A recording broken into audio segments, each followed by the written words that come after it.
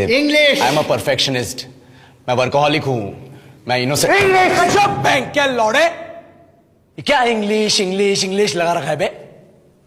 4 साल का था मैं जब मेरे पापा जबलपुर में किसी हलवाई के यहां काम करते थे।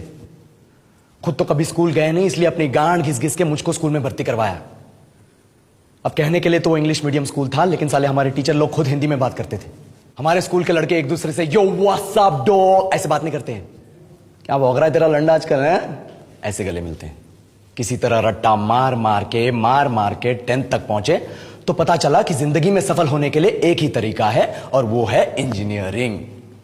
सब यही कहते थे, माँ बाप, टीचर लोग, गली का वॉचमैन भी हमसे पूछता था, और भैया कैसी चल रही है आपकी तैयारी, भग बेंचो तुमको क्या करना है। इसलिए हमारे स्कूल के बच्चे हम सब पहुंच गए बकरों की तरह, मैं IIT, मैं NIT। अरे जिस बच्चे ने अपने बाप को जलेबी तलते देखा है वो तो यही सोचेगा ना कि जिंदगी में पैसा ही सब कुछ है। I did not choose this engineering life, sir, and neither did this engineering life choose me. It was shoved down my throat by my teachers while my hands were tied to my back by my friends and my parents watched in silence. और English सुनेगा तू मादरचोद तो सुन।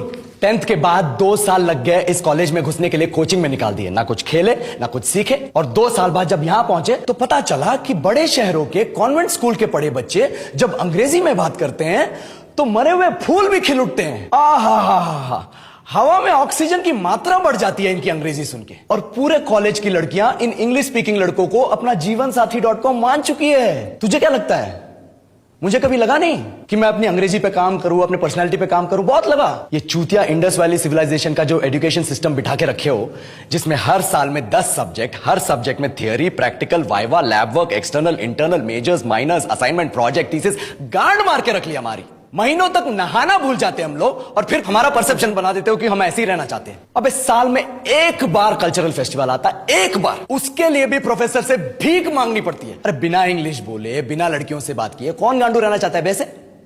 पर time कहां है कुछ सीखने के लिए, लगे पड़े हैं कोडिंग सीखने, 3 लैंग्वेज सीख रहे हैं, अलग अलग इंग्लिश छोड़ के। लेकिन जब प्लेसमेंट्स की बात आई तो सबको एप्टीट्यूड चाहिए, पर्सनैलिटी चाहिए, इंग्लिश स्पीकिंग चाहिए। It is not that we can not speak English, sir, we are just very conscious of our diction and our pronunciation, and we are not confident to speak in front of anyone else. If the curriculum was a little bit diverse, if the engineering colleges in our country focused on our all round development instead of functioning like a goddamn factory that is just mass producing robots by killing their dreams and handing out degrees, I would not be sitting here in this pointless HR interview, the likes of which exist only in our country.